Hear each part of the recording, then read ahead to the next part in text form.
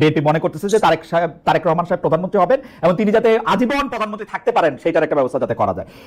জুলাই সনদটার ক্ষেত্রে আমার কাছে মানে আমি প্রশ্নটা আরেকটু প্রিসাইজ করি যে ধরেন জুলাই সনদটা এনসিপির পছন্দ হইল না, যেগুলি পৃথিবীর সবচেয়ে ভালো ভালো প্রস্তাব জনাব নাহিদ ইসলাম এবং তার দল দিয়েছেন সেগুলি তাদের পছন্দ হইল না, সেই ক্ষেত্রে কি নির্বাচনের ডেট তখন দেওয়া যাবে না? মানে আপনাদের টার্গেটটা কি, আইডিয়াটা কি যে জুলাই সনদটা ধরেন আমাদের ভালো লাগবে না?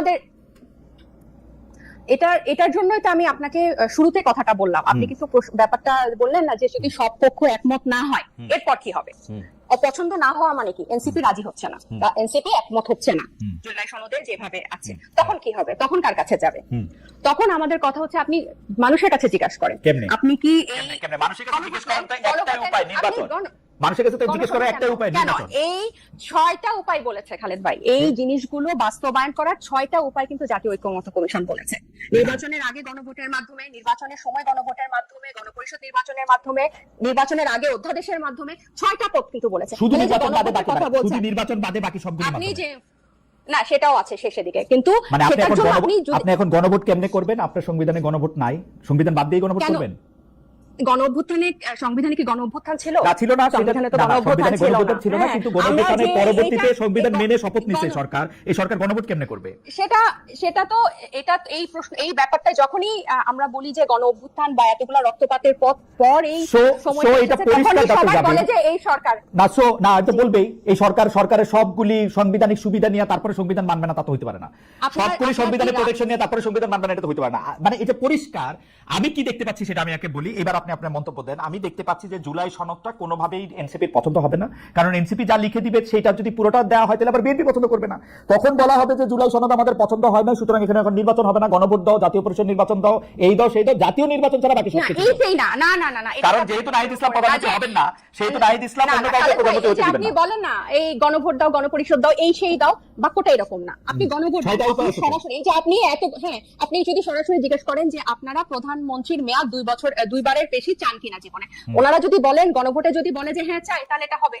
ওনারা যদি বলে যে জাতীয় সাংবিধানিক কাউন্সিলের মাধ্যমে প্রতিটা বিষয় গণভোট হবে, প্রতিটা বিষয় তো আলাদা করা আছে না, প্রতিটা বিষয় গণভোট হবে।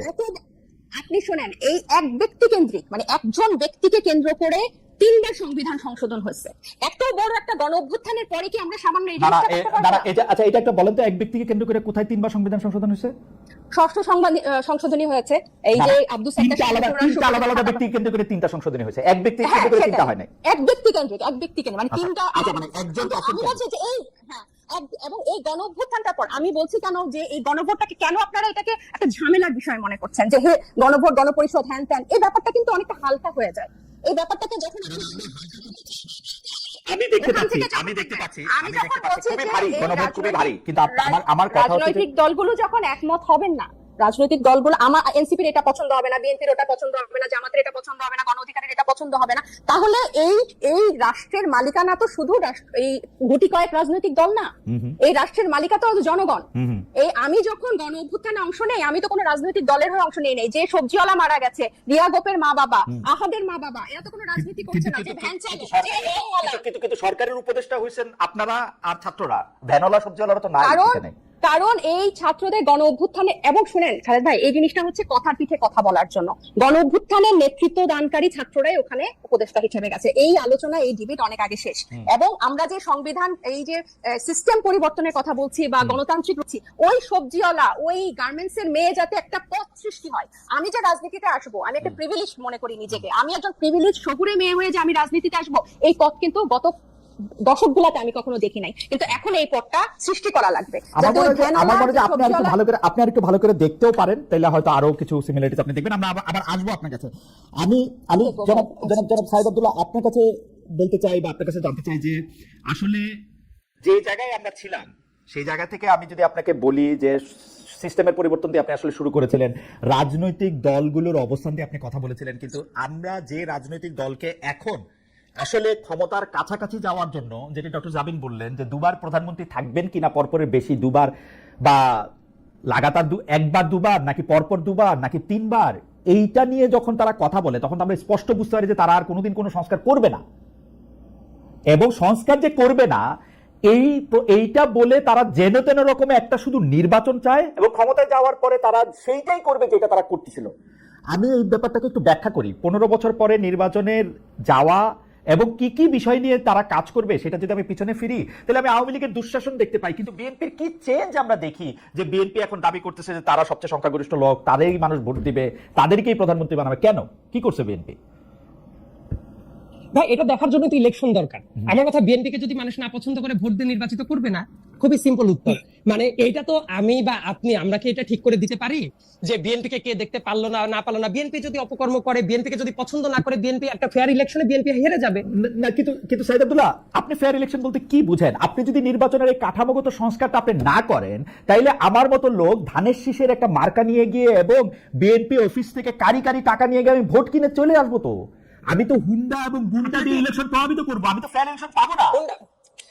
ব্যাপারটা হলো কি খালেদ ভাই, বিগত আমার মনে হয় যে অনেকগুলা টার্ম আমরা শুধুমাত্র ওই আমিডামির ভোট, নৈশ ভোট সবকিছু দেখে আমাদের কাছে মনেই হচ্ছে যে সামনেও এটাই হবে। তো তাহলে আমি বলতে চাই, এই মুহূর্তে দাঁড়িয়ে গণ অভ্যুত্থানের প্রায় 10 মাস শেষ হয়ে গেল। ডক্টর মোহাম্মদ ইউনূস অন্তত পক্ষে, তার তো শুধু ইলেকশন কমিশন না, তার তো পুলিশ বলেন, সাসিফিক জায়গা বলেন, এই জায়গাগুলোতে সংস্কারের একটা ম্যান্ডেট তার আছেন। তাহলে কি সংস্কার হইলো যে আবার ওই শেষটাতে ভোট চুরি করার মতো পদ্ধতিটা থাকলো? আইন শৃঙ্খলা বাহিনীর কি সংস্কার হইলো না? তো সংস্কার হয় নাই। তো সবগুলি জায়গায় বিএনপির লোক বসে আছে, সবগুলি জায়গায় বিএনপির লোক বসে আছে। সংস্কার কেমনে হবে? যেখানে বিএনপির লোক নাই সেখানে জামাতের লোক আছে, অল্প কিছু এনসিপির লোক আছে, এই তো। তো প্রপোর্শনাল। আমার কথা যেটা আমি ওই আলাপে যাওয়ার আগে সবচেয়ে আগে একটা পয়েন্ট খুবই ক্লিয়ারলি বলতে চাই। খালেদ ভাই, আপনি যখন বললেন যে প্রত্যেকটা জায়গায় বিএনপির লোকই বসে আছে, আমি একেবারে থিওরিটিক্যাল ভাবে যদি চলে যাই, এই আলোচনাটা আমার কাছে মনে হয় যে একটু প্রবলেমেটিক এই কারণে, ডক্টর মোহাম্মদ ইউনূস যখন ক্ষমতায় এসে বসেন, উনি খুব ক্লিয়ারলি বলেছিলেন যে তার নিয়োগকর্তা হলো ছাত্ররা। এবং অনেক জায়গায়, কেন এই সরকারের ভেতর আপনি যে বললেন সব জায়গায় বিএনপির লোক বসে আছে, ছাত্র প্রতিনিধি 2 জন বসে আছে না এখনো সরকারের ভেতরে? অনেক জায়গায় নিয়োগের বিভিন্ন জায়গায় যে ধরনের কথা বলছেন, এবং আমি প্র্যাকটিক্যালিটি যদি আরেকটা জায়গায় চিন্তা করি যে বাংলাদেশে এই মুহূর্তে সবকিছু বিএনপি কন্ট্রোল করছে, যখন আপনি এই জায়গাটা ধরে নিবেন, তাহলে তো বলে আমি উদাহরণ দেই সাইদ আব্দুল্লাহ, আপনাকে আমি উদাহরণ দেই। অনেক ক্ষেত্রে ডক্টর ইউনূস তার অসহায়ত্বর কথা প্রকাশ্যে বলেছেন, ইঙ্গিতে বলেছেন। আমি প্রকাশ্যে বলি, এই সরকার ক্ষমতা আসার একদিনের মাথায় বেগম জিয়ার, হ্যাঁ এটা অন্যায় মামলা, রায় হয়েছে। 2 নাম্বার ক্ষেত্রে তারেক রহমান সাহেবের বিরুদ্ধে যতগুলি মামলা হয়েছিল সবগুলি মামলা ইন অ্যাবসেন্সিয়া খালাস হয়েছে। কিন্তু ইন অ্যাবসেন্সিয়া তার পক্ষে তিনি রায় পেয়েছেন। তিনি এখনো বিদেশে বসে আছেন, তিনি ইন অ্যাবসেন্সিয়া রায় পেয়েছেন আগের রায়ের প্রতি অনাস্থা, আগের আদালতের প্রতি অনাস্থা প্রকাশ করে। এটা মানে খুব কমন ঘটনা না, কিন্তু আপনি আইনের ছাত্র, আপনি জানেন। ওনার তো এই আদালতে আইসা বলতে হবে যে আমি এখন হাজির হয়েছি, আমি এখন আপনার উপর আস্থা আনতেছি। উনি আস্থা ছাড়াই কিন্তু উনি সব বিষয়ে উনার পক্ষে রায় পাইছেন।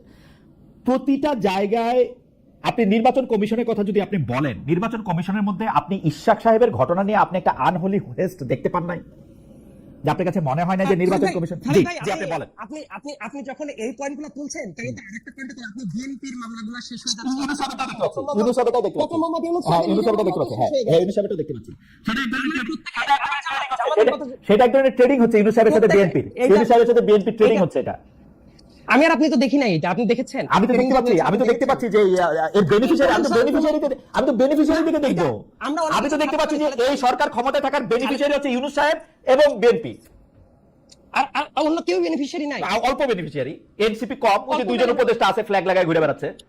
আচ্ছা, এটা আবার একটা ঘটনাও আছে। ধরেন যে বিভিন্ন জায়গায় তাদের যে স্টেক, যে সংখ্যাটা, বাংলাদেশে তো অতীতে মোটা দাগে তো 2টা দলই ছিল, জামাত ছিল, এনসিপি নতুন দল, তাদের সংখ্যার অনুপাতে দেখা যাবে যে তারা ওই পরিমাণ বেনিফিটটা পাচ্ছে। আপনি তো একদিন এসে যদি বলেন এই মুহূর্তে আওয়ামী লীগ নাই, তাহলে বিএনপিও কোথাও থাকবে না। এর মিনিং হলো তাহলে ওই জায়গাগুলোতে কারা থাকবে? এই বেনিফিটের প্রশ্নটা যখন আপনি করলেন, এর মিনিংটা হলো ইউনূস সাহেবও বেনিফিট নিচ্ছেন, বিএনপিরও যদি কথা বলেন আছে, জামাত বলেন, জামাত বেনিফিট পাচ্ছে না। তার বাইরে তো জনগণ আছে ভাই, যারা বিএনপি, জনগণ তো অবশ্যই আছে, কিন্তু এককেন্দ্রিক ভাবে আমার মনে হয় যে ওইভাবে বলাটা আসলে খুব একটা সমীচীন হলো কিনা আমার একটু সন্দেহ লাগছে। প্রত্যেকেই এই জায়গাটা আসার জায়গাটা ছিল, কিন্তু একটা দল বেনিফিট পাচ্ছে, সব জায়গায় বসে আছে, এই কথাটা আমার মনে হয় যে মানে আচ্ছা, আমি একটু কারেক্ট করে, আমাকে একটা দল বেশিরভাগ ভালো জায়গায় বসে আছে এবং বেশিরভাগ বেনিফিট পাচ্ছে। একটা দল বেশি, এটা কে ঠিক করবে? এই প্যারামিটারটা কে ঠিক করবে? এটা প্যারামিটারের প্রশ্ন না, আমি হচ্ছে যে উপসংহারটা দেখতে পাচ্ছি। আমি ফলত আমি গাছ থেকে কি ফল পড়তেছে সেটা দেখতে পাচ্ছি, এবং বিএনপির হুঙ্কার দেখতে পাচ্ছি, বিএনপির হুঙ্কার দেখতে পাচ্ছি ক্ষমতায় আসার আগেই। হুঙ্কার আরো অনেকেরই দেখতে পাচ্ছেন। হুঙ্কার যে ছাত্রটা বিশ্ববিদ্যালয়ের হলে ছিল, সেই ছাত্রটা মানে বিশ্ববিদ্যালয়ের হল থেকে বের হয়ে গিয়ে এখন এত বেশি পাওয়ার দেখাচ্ছে বিভিন্ন জায়গায়, এই চিত্রটাও তো দেখেছেন। কারণ তার মানে হলো তার পাওয়ার তো রক্ত কিনা, সাইদ আব্দুল্লাহ, তার পাওয়ার তো রক্ত কেনা। তো আপনার কি মনে হয় যে পাওয়ারটা তো উড়ে এসে জুড়ে বসা?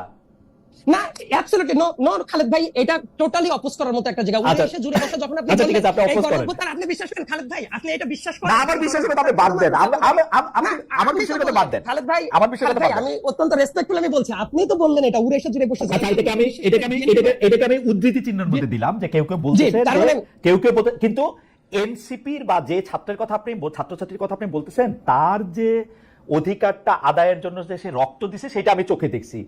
সে রক্ত সবাই দিয়েছে, সবাই দিয়েছে। বিএনপিটা আমি কানে শুনছি। এবার বলেন, আপনি কানে শুনেছেন, তার মানে কেন বিএনপির কেউ মারা যায় নাই খালেদ ভাই? মারা গেছে। আপনি যখন বলছেন বিএনপির মারা গেছে, প্রথম যে ছাত্র আমাদের বন্ধুরা যাদেরকে আমরা মারা যেতে দেখেছি আমাদের এই আন্দোলনের অংশে, প্রথম কয়েকজনের নাম বলে তো ওয়াসিম আকরামের নামও চলে আসবে, চট্টগ্রামের। সে বিএনপি উইং এর ছিল, এবং একই সাথে বিএনপির হিউজ নাম্বার একজন মানুষ মারা গেছে, জামাতের অনেকে মারা গেছে। সো আপনি যদি বলেন যে ছাত্ররাই শুধুমাত্র রক্ত দিয়ে কেনা, এই ব্যাপারটা আমি এই আন্দোলনের একটা অংশ হিসেবে আমি খুবই তীব্রভাবে দ্বিমত পোষণ করলাম।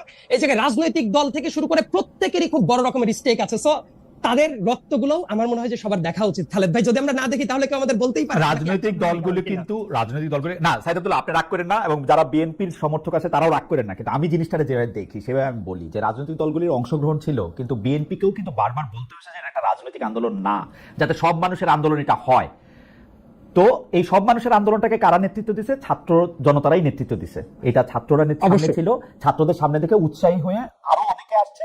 আমরাও এটার মধ্যে, আপনি অনেক প্রত্যক্ষভাবে অংশগ্রহণ করেছেন, আমরাও একটু দূরবর্তীভাবে অংশগ্রহণ করছি, কিন্তু উদ্দেশ্যটা ছিল সিস্টেমটা পাল্টানো, যেটা আপনি এটার মধ্যে শুরু করছিলেন।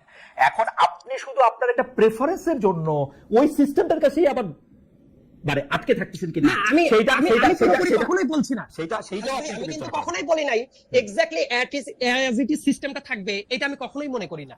অনেক জায়গায় চেঞ্জ আসার দরকারটা আছে, কিন্তু বর্তমানের সংকটটা কোথায় চলে গেছে খালেদ ভাই? প্রথম কথা, আমি কিন্তু ব্যক্তিগতভাবে যেটা মনে করি, এই আন্দোলনটা, গণ অভ্যুত্থানটা, এটা সবার মানে সবার। এমনকি আপনাদের মতো যারা জার্নালিস্ট আছেন তারাও কি পরিমাণ ত্যাগ স্বীকার করেছেন না? একই সাথে আমি আরেকটা জিনিস বিশ্বাস করি, এই জায়গাটা এসে যাতে এটা ডেডলকে না পরিণত হয়, যে এই যে অনেকেই যে বলে এই সংকটটা, আপনি যে আলোচনাটা টানছেন, এটা প্রেমিসটা কি? এটার জায়গাটা হলো যে সংস্কার নাকি নির্বাচন? খালেদ ভাই, আমি যদি একটা কাউন্টার প্রশ্ন করি, আপনি কি কখনো মনে করেন যে সংস্কারের কোনো নির্দিষ্ট সীমা আছে, যে ওই পয়েন্টে যাওয়ার পরে সব সংস্কার শেষ হয়ে যাবে, তারপর দেশটা জান্নাতুল ফেরদৌসে চলে যাবে? সাইদ আব্দুল্লাহ, আমি কিন্তু সংস্কার না নির্বাচন এই মুখোমুখি অবস্থানের মধ্যে আমি এটাকে কখনো নিতে চাই না। আমি আপনাকে সরল একটা প্রশ্ন করছি, সেটা হচ্ছে যে আপনি সিস্টেমটার পরিবর্তনটার ব্যাপারে যেভাবে কাঙ্ক্ষিত হচ্ছে না, এবং এটার মধ্যে থেকে আমি শুধু আপনাকে ভাইবা দেখতে বলতেছি। আপনি বলতেছেন এই আন্দোলন সবার, এই সবার মধ্যে কি আপনি এনসিপি রে বাদ দিতেছেন? বৈষম্য বিরোধী ছাত্র আন্দোলনে বাদ দিতেছেন?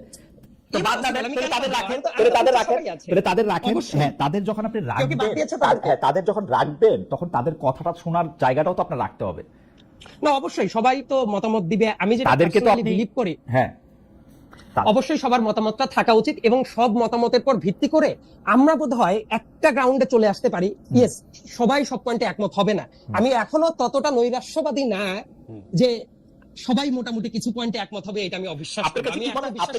আমি সরাসরি জিজ্ঞেস করি আপনার কাছে কি মনে হয় না যে বিএনপি সংস্কার সম্পর্কে একটা সাংঘাতিক রিজিড অবস্থানে নিয়ে, এবং দুই, এই আন্দোলনের ভাগাভাগি জায়গায় মানে বিএনপির এটা স্বীকার করতে অসুবিধা কোথায় যে বৈষম্য বিরোধী ছাত্র আন্দোলনের ছাত্রদের নেতৃত্বে শেখ হাসিনাকে এখান থেকে সরাতে হয়েছে, এখানে কার কি কৃতিত্ব ছিল সেগুলি বলার দরকার তো বিএনপির নাই, নাকি আছে? আপনি কি মনে করেন ওই কৃতিত্বটাও বিএনপি নিতে হবে?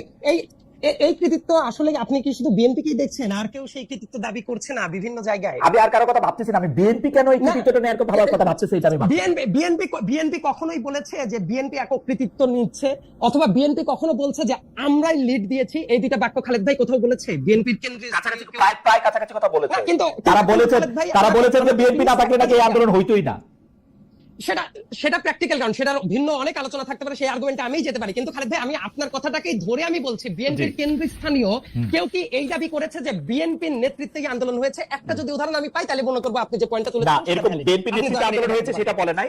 বিএনপি যে দাবিটা করে বা আপনি যে দাবিটা করেন, আপনার দাবিটা আমার কাছে খুব সুন্দর লাগছে, সেইটা হচ্ছে যে আপনি বলেন যে একটা জায়গাকে অনেকবার আঘাত করা হলো, 100 আঘাত করা হলো, 100তম আঘাতে গিয়ে ওইটা ভেঙে পড়লো, তাহলে কি আপনি 100তম আঘাতের কৃতিত্ব দিলেন কিনা? তো সেটা হচ্ছে যে বিল্ডিং এর জন্য ঠিক, এই আন্দোলনের জন্য ঠিক না। এই আন্দোলনটাকে আমি ফুটবল খেলার মাঠের সাথে তুলনা করতে পারি, যেখানে মধ্যে হচ্ছে সারা মাঠ অনেক খেলা হলো, গোল দিল হচ্ছে তাজনুবা জাবিন, আমি তাজনুবা জাবিনকে স্কোরার বলবো, আপনাকে না, আনফরচুনেটলি আপনি স্কোরার বলবেন, কিন্তু কোনোদিন কি খালেদ ভাই এইটা বলে যে যে স্কোর করেছে সেই একমাত্র ক্রেডিট দাবি দেয়? হ্যাঁ, অনেকটাই বলে হেডলাইনটা স্মরণ করেন, মেসির গোলে হারালো অমুক তমুককে,